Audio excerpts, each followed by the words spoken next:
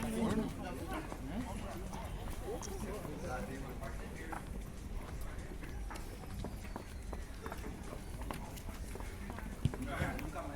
mesmo? Forte, rapaziada. Um minutinho na movimentação livre. Tá forte a movimentação. Vamos. Boa noite, boa noite. Beleza, mano?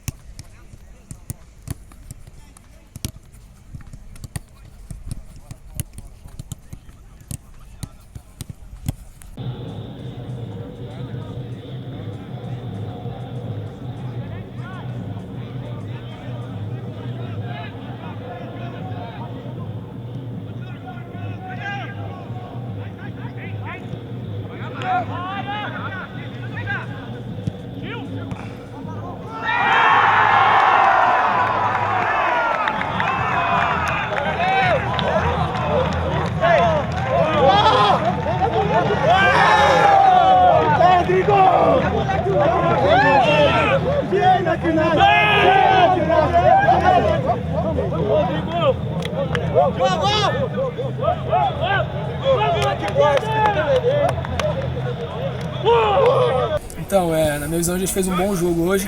Tivemos um desencaixe só ali que resultou no gol deles, mas nos portamos bem depois. Retomamos o controle do jogo.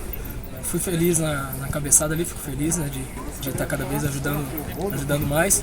Na minha visão, o juiz pecou hoje, seja no pênalti que ele não deu, a gente viu, né, que foi mão do Gilvan, e também no gol do Botafogo, que também pegou na mão do Navarro.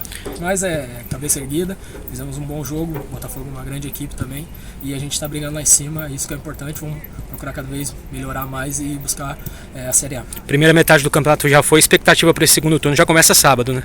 Já começa sábado, mais uma final, a gente tem aqui, né, uma metodologia de que cada jogo é uma final, e a gente dá o máximo, vamos com força máxima a todos os jogos, e a gente merece, está fazendo um grande trabalho, a torcida merece ter nos acompanhado aí desde o começo do ano, todo mundo aqui, o pessoal do staff, então a gente está numa crescente, eu acho que a gente está no caminho certo.